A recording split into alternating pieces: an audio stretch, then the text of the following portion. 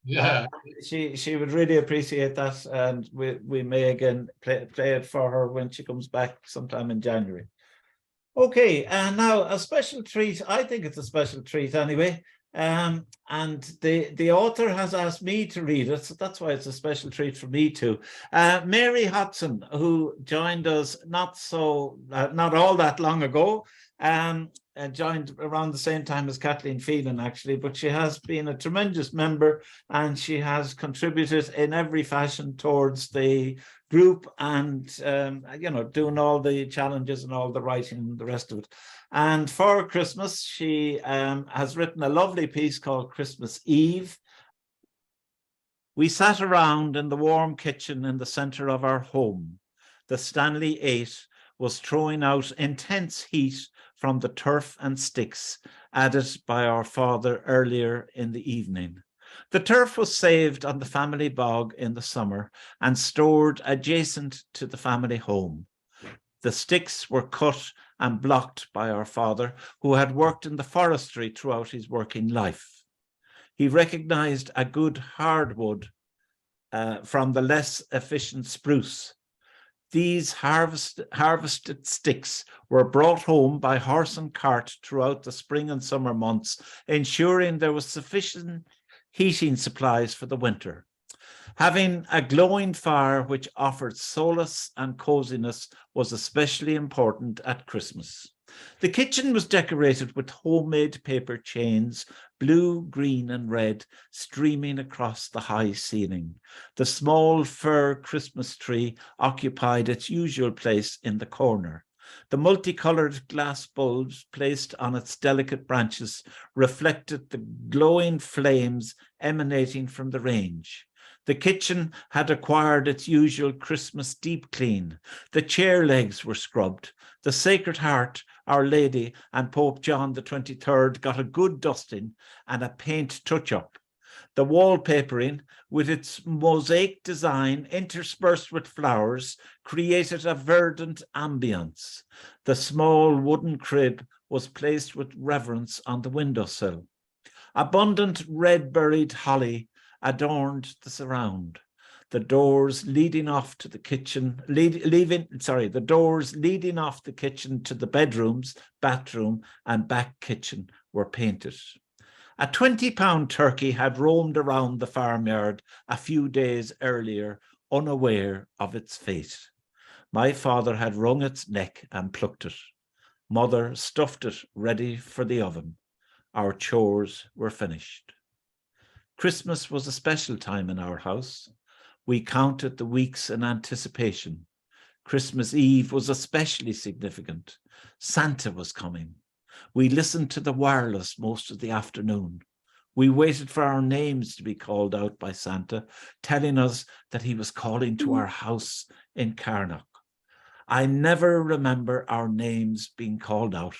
In our innocence, we didn't realize until much later that a letter to Santa needed to be posted to the radio station in order for names to be mentioned on the wireless. One particular Christmas Eve stands out in my memory. Sorry, the reason I stop every now and again is to let more people in. One particular Christmas Eve stands out in my memory.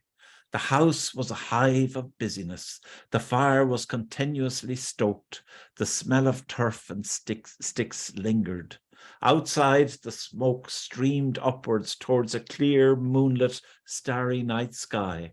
The air was crisp and frosty. We were very excited. We believed beyond a shadow of a doubt that Santa was due to arrive any minute. Father sat on a three-legged stool, milking in the cow bar, which was attached to the lower gable of the home place. The cows had names. Moran, she was blind. The black, she was gentle. The old grey, she had arthritis in her back legs. She could unintentionally kick out as you walked behind her. How to avoid a dangerous flaying of her hoofs was an art that we mastered. We enjoyed going to the byre to watch Father milking. The smell of fresh hay, mixed with distinctive cow smells, is a fragrance that remains with me to this day. The rhythm of the chewing of the cud, coupled with the hissing sound of fresh milk expertly drawn from each teat, is a symphony that I recall with great joy. As each strand of milk streamed into the bucket, a white frothy foam formed on the surface. Father continued milking until each of the 6 others were emptied. Sometimes a squirt of warm milk landed on our faces in divilment. We shouted in shock, attempting to avoid the next squirt. Father enjoyed the fun. The milk was cooled and strained. Some was set aside for the family. The remainder was placed in a creamery can for transport to the local creamery. This milk supplied much needed income to supplement the family budget, especially at Christmas time. When the milking was finished, our father said, "Did you hear that? I think he's landed. Look up there now on the roof. See if he's arrived." We ran out of the bar and looked up at the roof of the home place. We expected and truly believed that Santa was on the chimney and about to make his descent with our presents.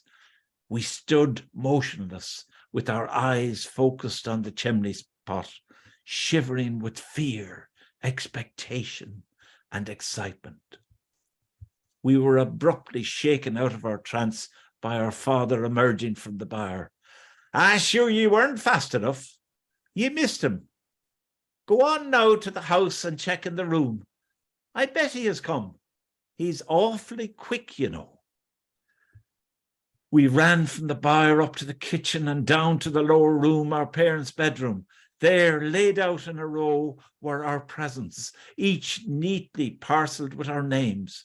We leapt around in excitement, tearing open our parcels while shouting in unison, "I got a tin whistle, I got a drum, I got a cloth doll, I got a French fiddle, I got a tea set, I got a gun holster and caps." Snakes and ladders, Ludo, draughts, packs of playing cards also emerged. Mother had great trouble rounding us all up for our special Christmas Eve tea. Eventually, we took our places around the kitchen table. The feast before our eyes made us forget our newly opened presents as we savoured the delightful fare. Sausages, soda cake, porter cake, a tin of USA biscuits adorned the table. Special treats for a special night. I look back now with memories of an innocent time, simple, pleasurable enjoyments. My family of 11 provided our own entertainment. We created a magical time and a Christmas Eve in the home place that lasts forever.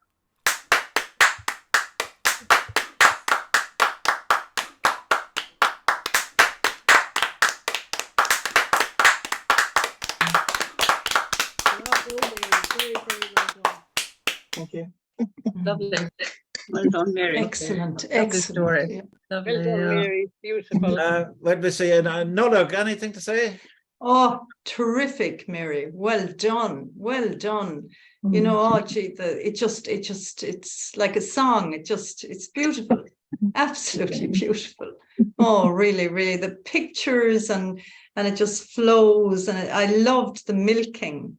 Oh, that was just gorgeous. It's super. I could see the foam, you know, and the milk in the bucket. Oh, well done. Well done. Yeah. I'm not too sure about the carbon footprint with 11 of me. The carbon footprint with 11 of you. Oh, the carbon footprint with the 11. All right. That was the days before a carbon footprint was known.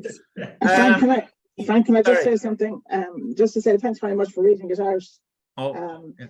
And also thank you for your time. Frank spent some time with me on a one-to-one Zoom call to just tidy it up and to do some editing around it and to change some of the words around. Well, so I want to thank him personally for that.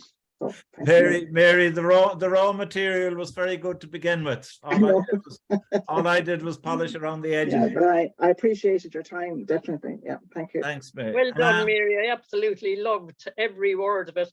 And how the fire or the range was the focal point, wasn't it? Yeah, of definitely. the family at that time. That's beginning to die out now with all this new I know. heating. And I love your father was so tender and he had it to the magic. He did, sure. Yeah. He went along with it anyway. Really. Yeah. Jutta, any comments? Jutta, any comments? Yes, yeah.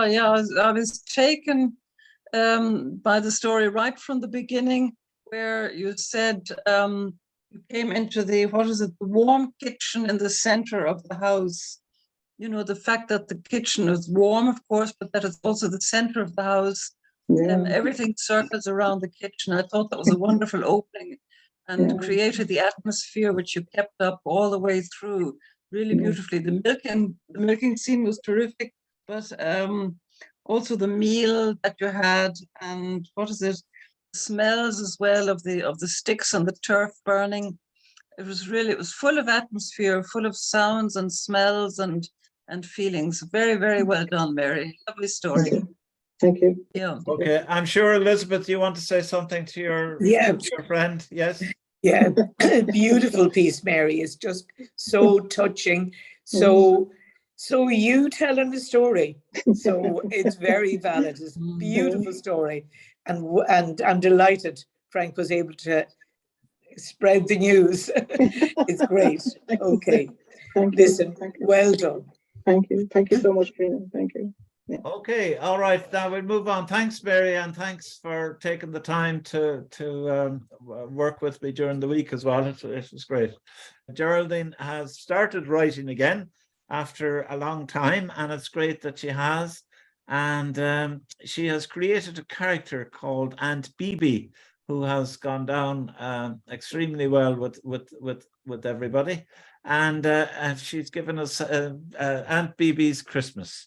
So it's section 4 of her story, and we'll start now. Don't forget to knock off your audios again, please. Okay, section 4 of Aunt Bibi. It was our first Christmas at Aunt Bibi's. I felt a warm glow in the pit of my stomach and saw Mum hanging ornaments on the tree in the living room. Maybe it was going to be a normal Christmas after all. Since Dad left, we didn't celebrate at all. I mean, nothing. It was awful. I took part in everything that day at school, and the deputy principal had nothing to say to me after his visit with Bibi, so that was great too. I got home on time, no more hanging out at the rowing club, and ran into the kitchen. Mum was sitting at the table, her head in her hands, and she'd been crying. What do you mean gone? I was shouting now. She's not in her room. She's not here. We had a row and she must have gone out the back way. Jesus, what did you row about? Was it about me? Not everything is about you, Mum was coming back to herself. She was going on about her life, on, and I told her to shut up. I'm going out to find her, I said, and grabbed my jacket on the way out and slammed the door. I started running as soon as I'd left the house and ran through all the back roads of the city.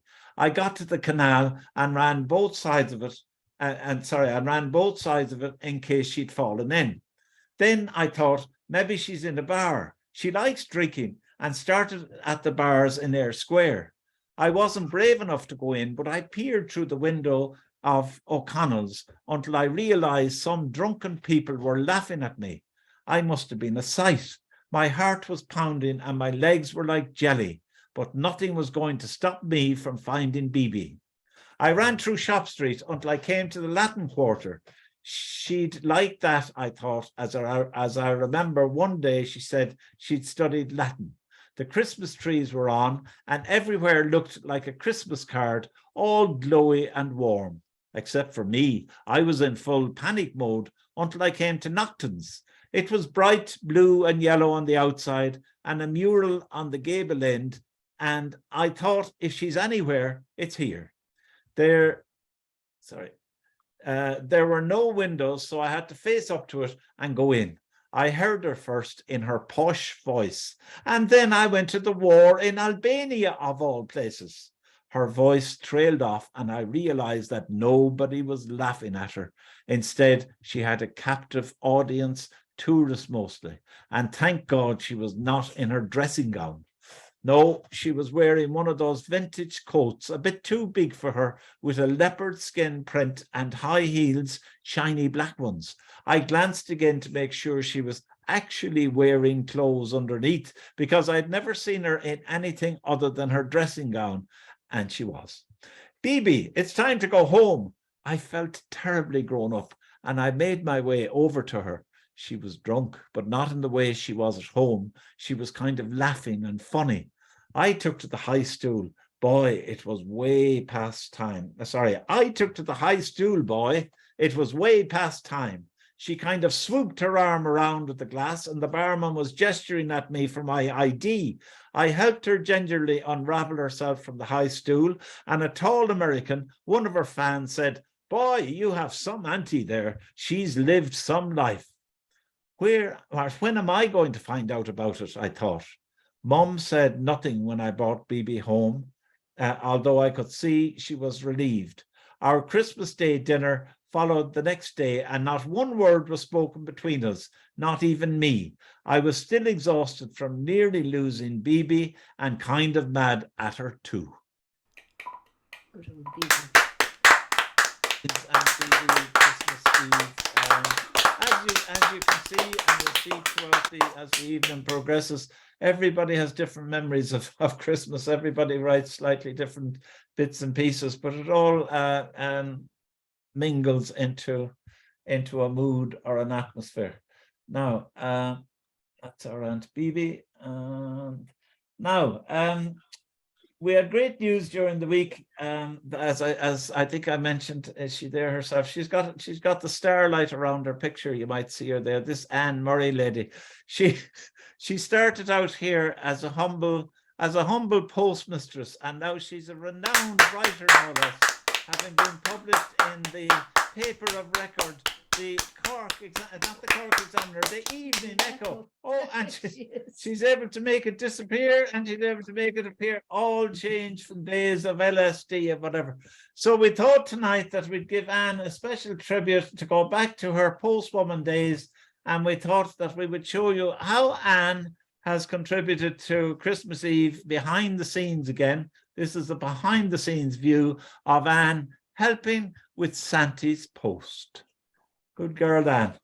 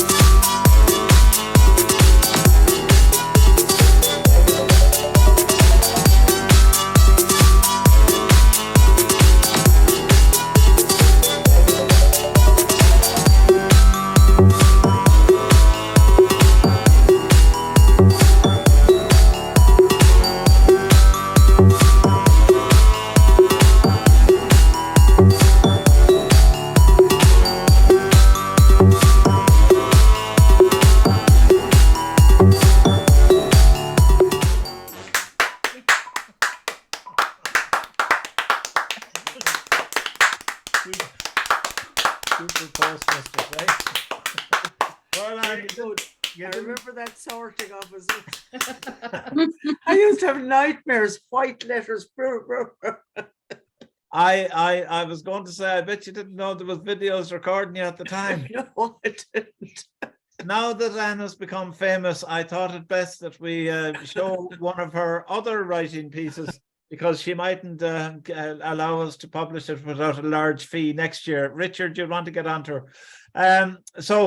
This is Anne's Christmas offering, and it's called Turkeys Don't Fly. Turkeys Don't Fly by Anne Murray.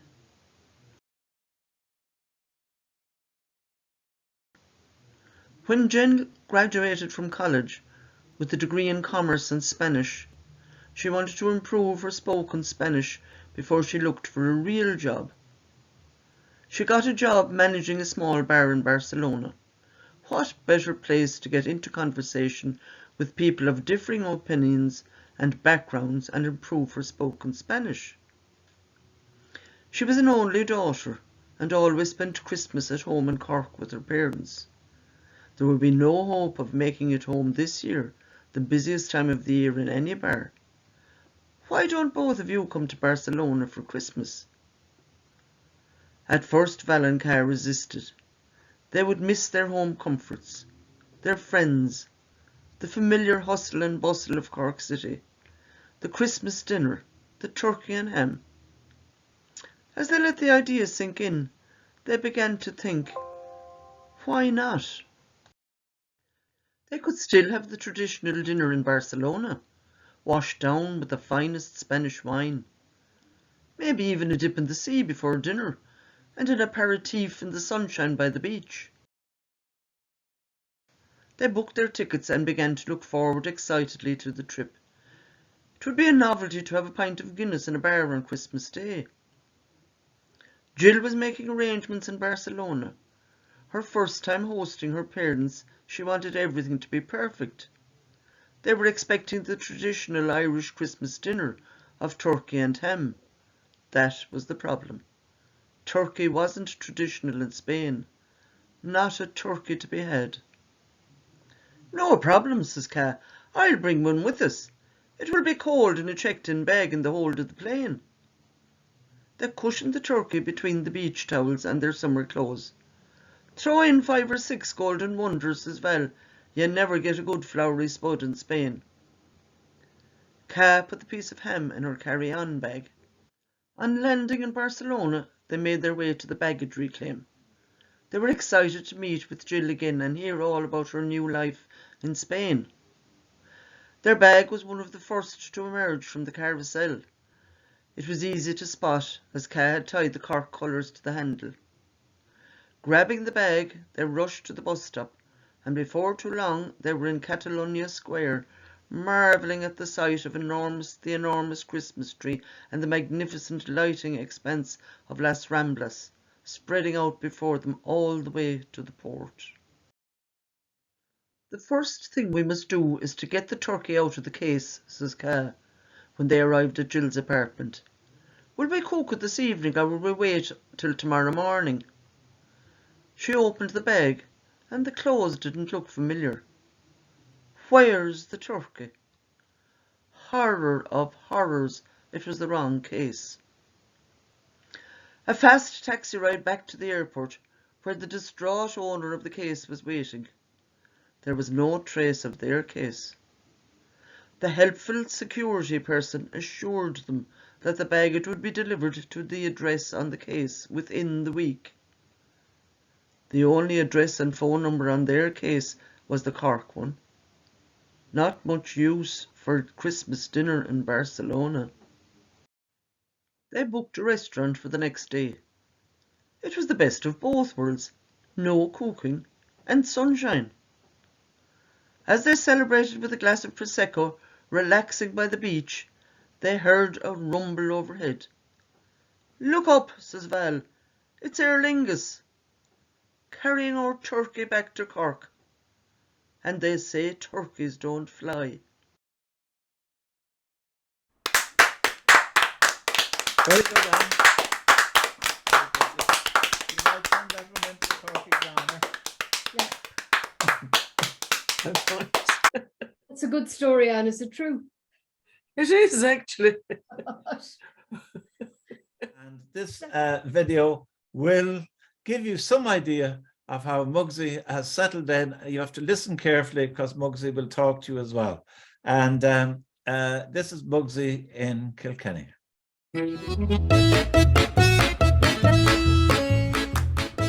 Hi, this is Mugsy in the Santy hat, and I'm here behind Mr. Micawber, hiding in the books. Nobody will see me here. Oh no, it's a cat!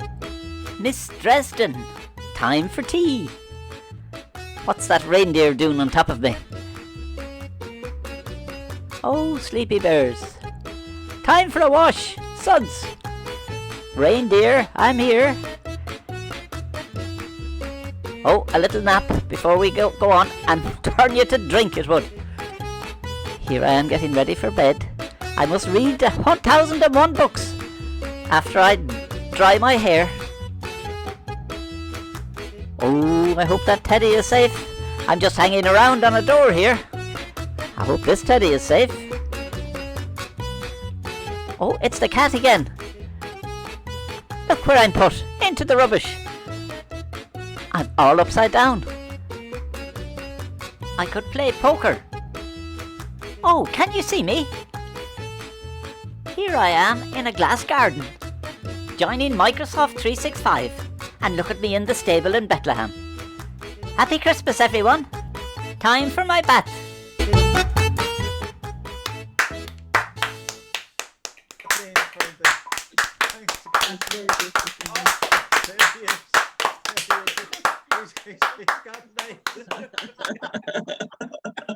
Oh, Kathleen, he has grown so much since you got him. He's having a great time, isn't he? He's grown so much since you got him, Kathleen. Oh my God, now I've seen everything.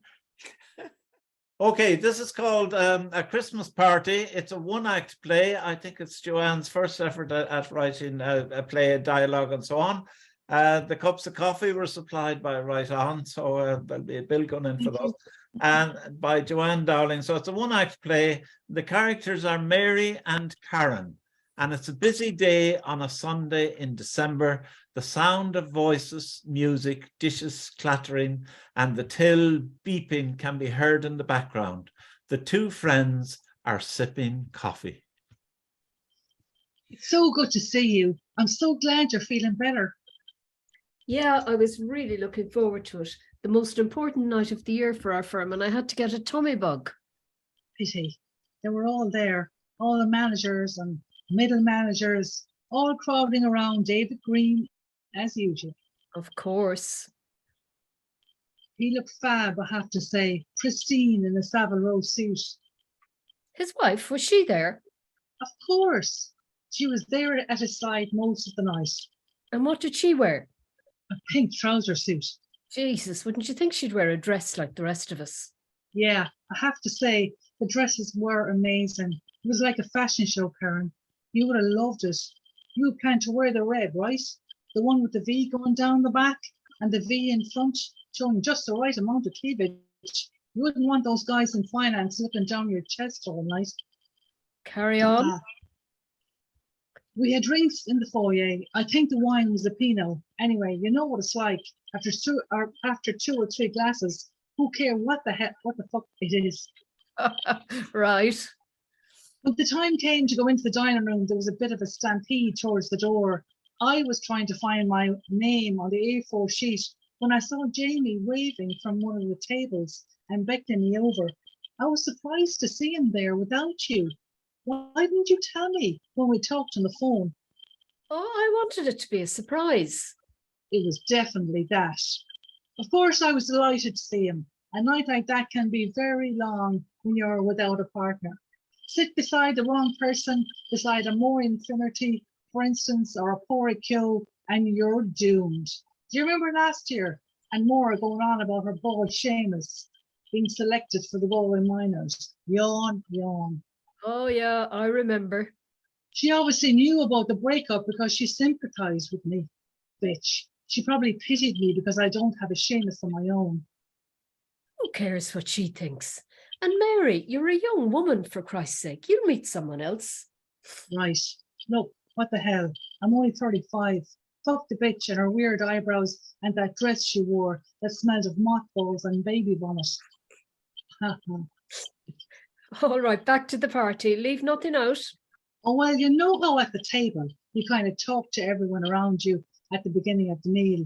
You might inquire about where they work in the company, and they inevitably will bore you to bits about their precious careers and where they're going in the finance department, for instance. Don't I know it well?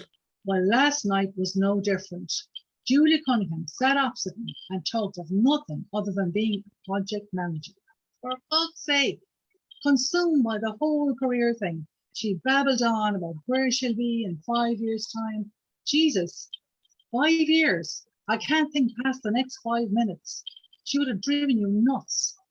Indeed. To my right was an elderly man whom I didn't know, and then I saw Catherine Brown on the other side. He must be your husband. Do you know her? She works in new products and is well past retirement age. Yes, I do. Anyway, after a quick hello to me, he was kept busy with her. He was kept busy with her nibs, poor bastard. She kept saying things like, "Are you okay, dear? Is the soup too warm? Will I get them to cool it for you?" Jesus, she was the exact same with him as she is by all accounts at work. He's probably at this moment on his knees praying she stays at the firm forever. Go on. To my left, your Jamie was talking to the man on his other side, one of the managers, I think. I tuned out when I heard them discussing the audit. Bad enough to have to listen to that shit at work, I thought. So I busied myself momentarily with a quick check in the small mirror I keep in the pocket of my bag. And was everything intact? Of course.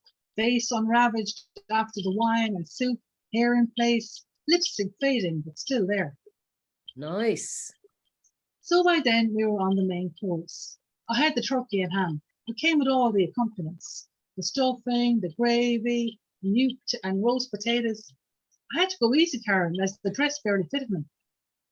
Who else was at the table? Warwick Mallon sat across from me. Get stuck beside him and you may as well be at mass. Warwick is a statue masquerading as a human who on the outside seems real enough until you find that the inside is made of balance sheets and projections. Oh, God. Did you talk to him? Not much. You poor thing. I know what it's like being on your own. You're joking. Well, When have you ever been on your own, Karen? No, don't be like that. Tell me about the rest of the night. At least you had Jamie. Yes, I had your boyfriend. Look, Karen, you know I didn't want to go, but I had to. If I'd stayed home, everyone would have been feeling sorry for me and thinking of previous parties when I'd been with him. I didn't want that. Yeah, pity about Dermot. What did you say? I said pity about Dermot. Oh, right. Pity you broke up with him. I liked that guy. Oh, really? Yeah. You like the guy who dumped me? Sorry, I wasn't going out with him, Mary. I knew him in a different context. Right. But aren't you, Aren't I what? Looking out for someone else? That was over a year ago. What do you want me to do? Put a notice on Facebook? Take out an ad in the Galway Advertiser? Matt Corcoran found his wife on the internet. Did you know that? Jesus. Look, I don't fancy doing that. Anyway, what if I don't want to meet anyone else? You make me sound desperate. Oh, okay. Sorry to go on about it. What else happened?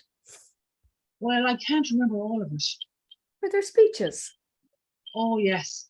Geraldine Feehan thanked everyone for all the hard work throughout the year. Then she introduced David, our glorious CEO. Thank God his speech was short. He smiled a lot and singled out people who reached their targets for the year and complimented them, making the rest of us feel like shite.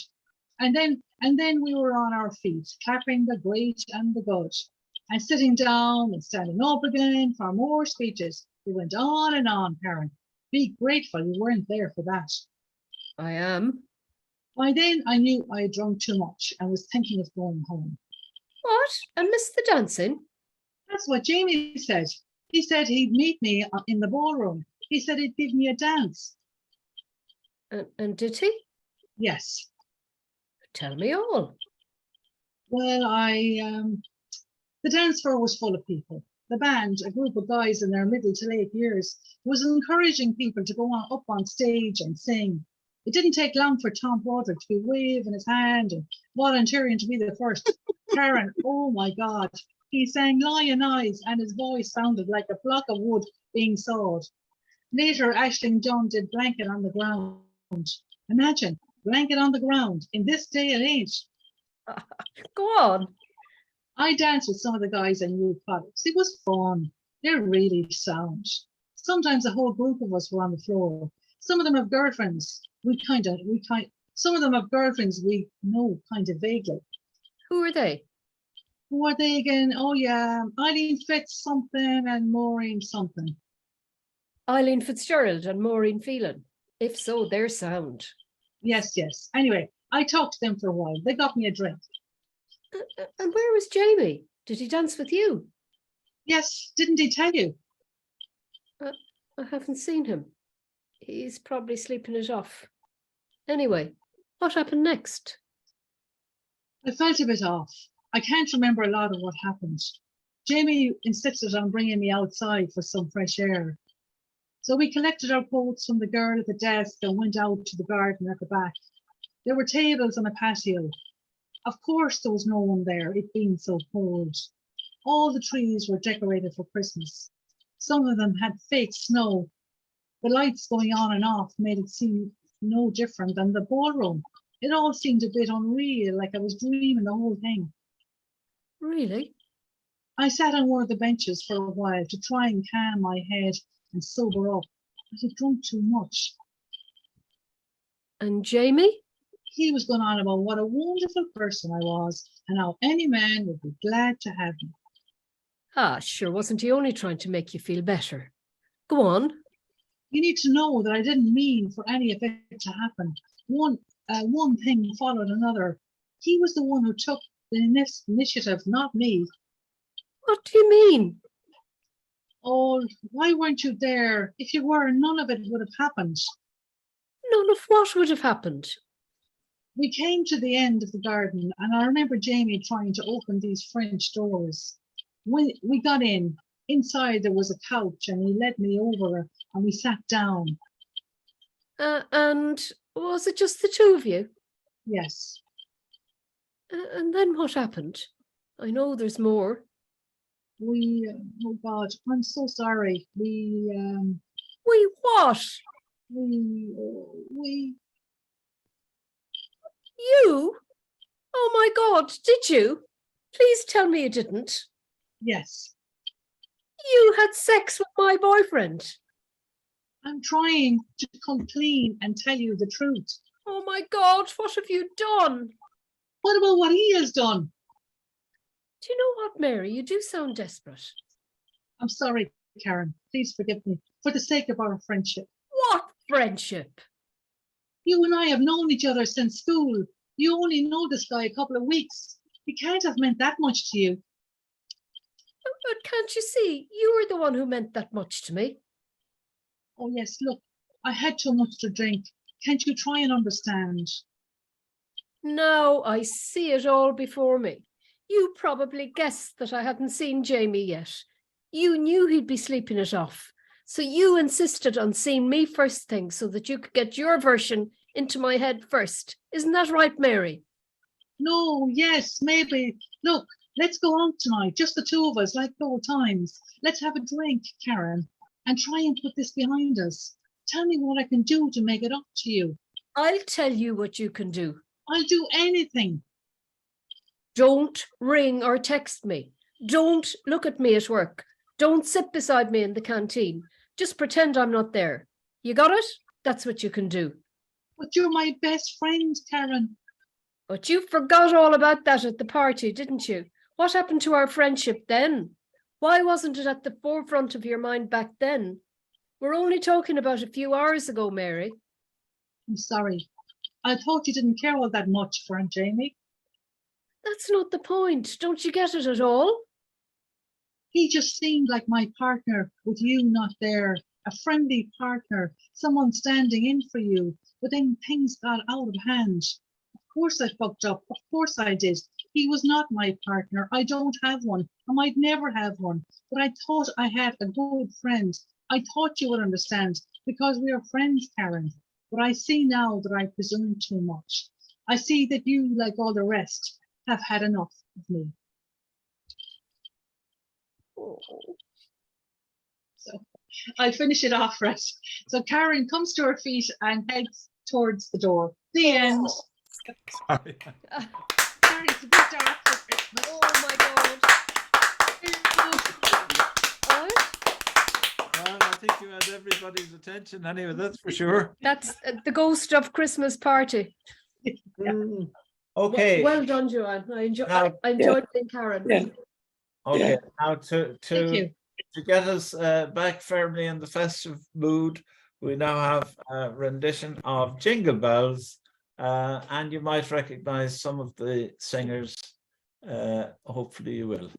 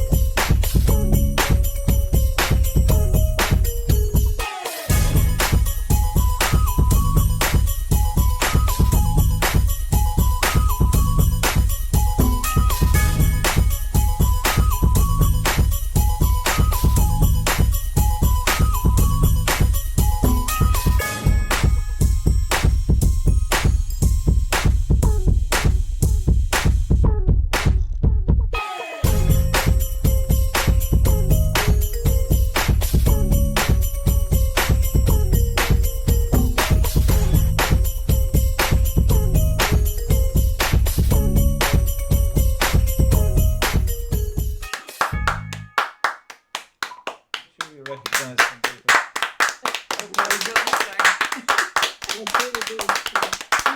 Okay. I see you in a whole new light, Elizabeth. Okay, now a poem in Irish from Anne McManus, and it's called Nollaig na Mán.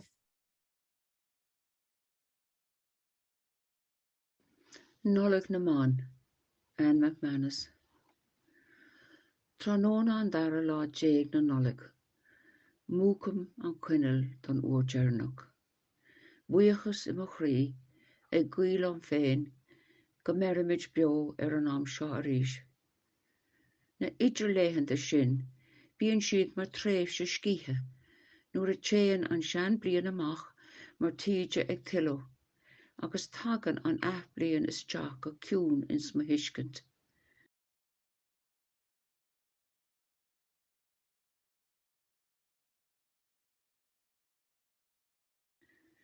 Tá áthas an sean bliana mar taisce I mo chrí, níos lúchar ná órar bith. Dóchas freisin ribh an bliain nua, am a míon an dúra ag múscailt. Bíam ag breanú arás is ai, ach ní raibh ada ag gceachtar trá. Mún na blianta cuid tuiscint dom.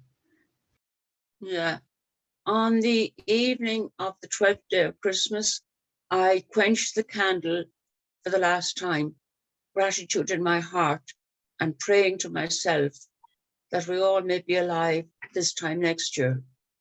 The in-between days are like a rest time when the old year goes out like the tide receding, and the new year comes in quietly into my understanding. The delight of the old year is like a treasure in my heart, more valuable than gold, than any gold. Hope in my, hope as well. Before the new year, when nature is waking up. I look back and I look ahead, but not too far in either direction. The years have taught me some wisdom. Very good. Excellent. That's really Very good, Anne. I have to say, you're can I?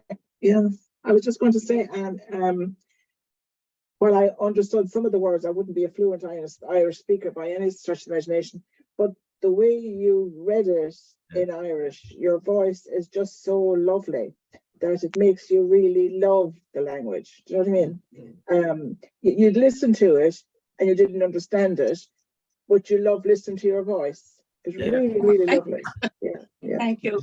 Very, very special, very special item to share with you now. And no, it's not Santa's Little Elves, and no, it's not a poem, and no, it's not a story or a song. It is indeed the very first picture of Ciara's little baby. Fabulous. Lovely. Gorgeous. It just Oh, came he's in. just Beautiful. beautiful. It just came God, in look. there. The picture came in as Anne was reading. So this is the new baby. And Anne McManus, I don't know if you know that Kira had a new baby this afternoon.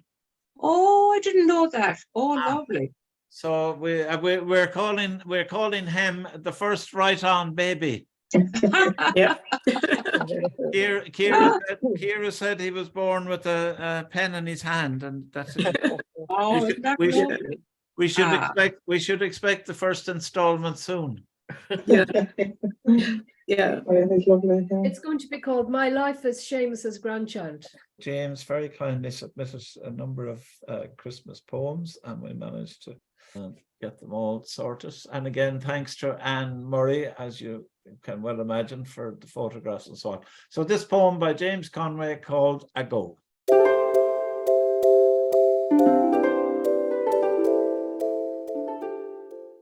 A Go. From his window, the dim lights sparkle up as frozen limbs take their place. But through smoky eyes he remembers bright tinsel in streams of silver, and echoes coo when happiness came his way. His father in a long black coat, his mother rounding up all for tea, tippled with the cheap of brandy, and from an oven brimming hot came cuts thick, those slices of fruit and nut, for homely Christmas cake. The go is beaming in his eyes as he trundles on, seeing mercy's heaven, a blue light shimmering further than his eyes can see.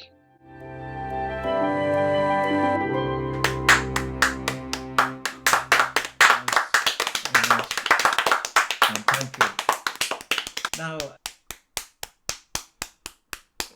next up we have a story by Mary Rose, and it's called Santa's Secret.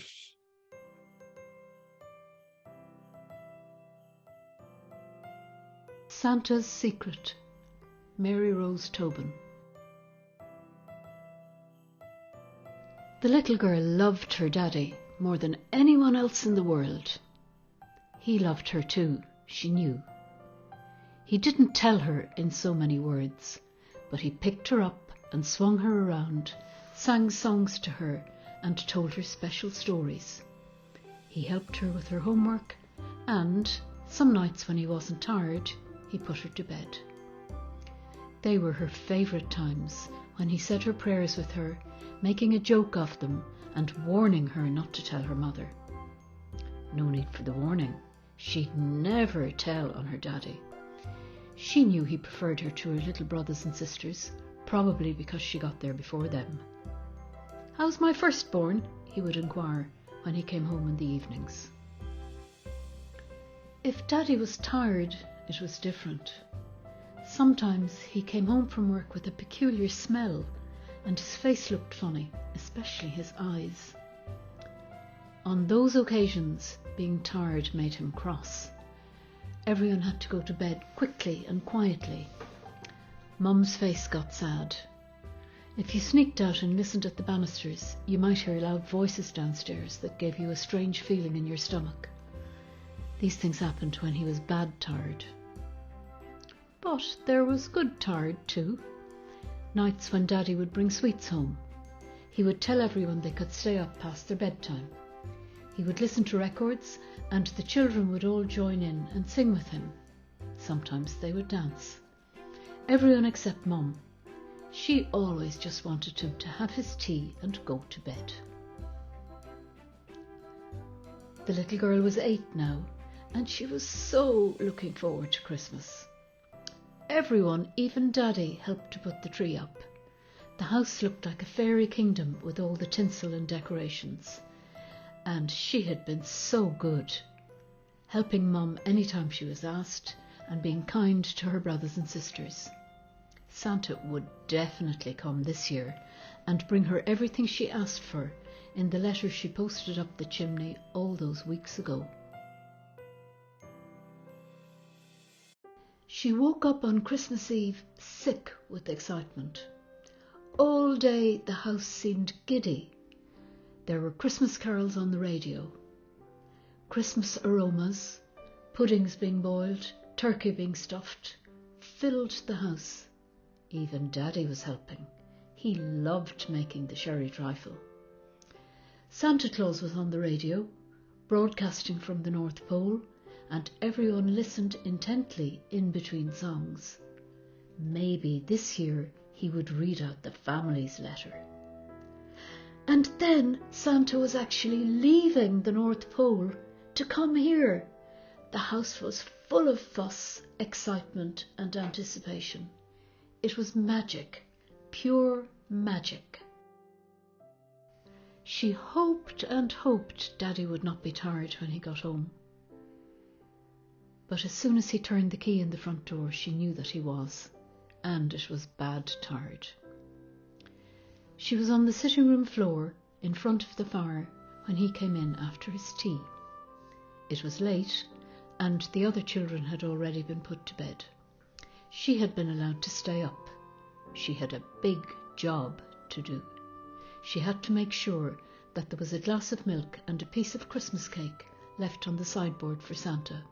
And she couldn't forget Rudolph. An extra large carrot would help him to pull the heavy sleigh.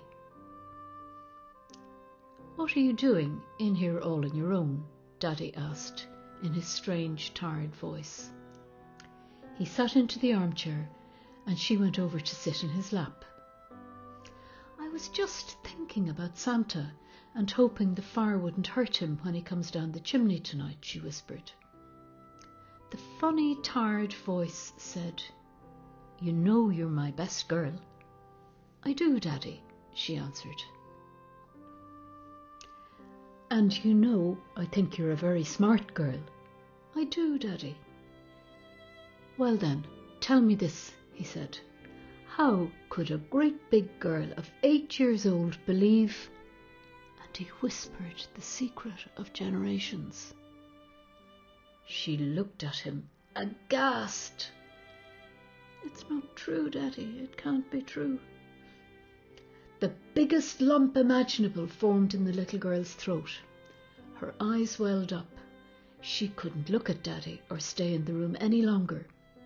Racing upstairs to her bedroom, she buried her head under the pillow. She sobbed until she thought her heart would break. "It's not true. It's not true."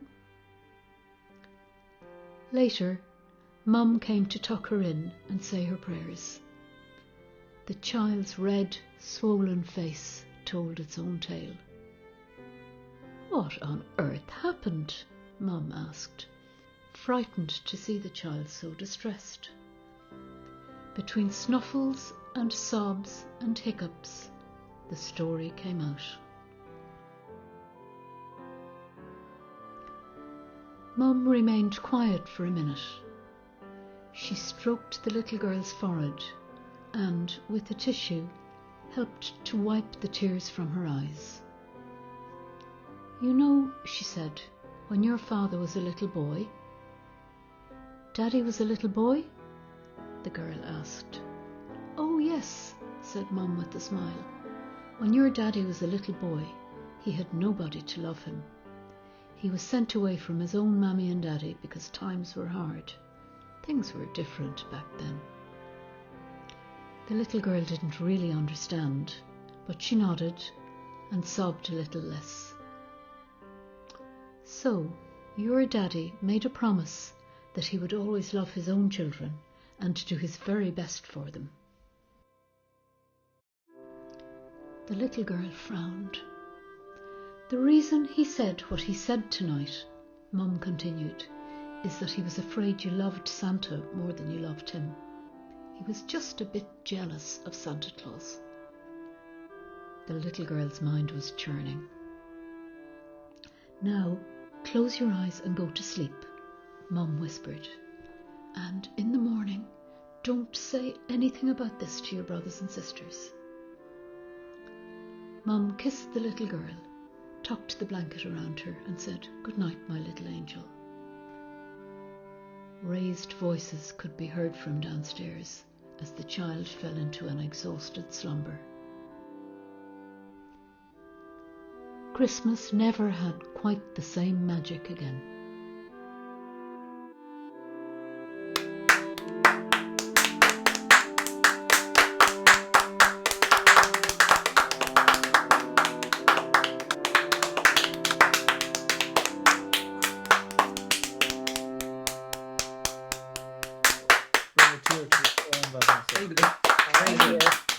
Oh, very sad. Very brilliant. It's brilliant. Yeah. Beautiful story, Mary Rose. Beautifully told. Beautifully told, And the music behind it, Frank, was perfect.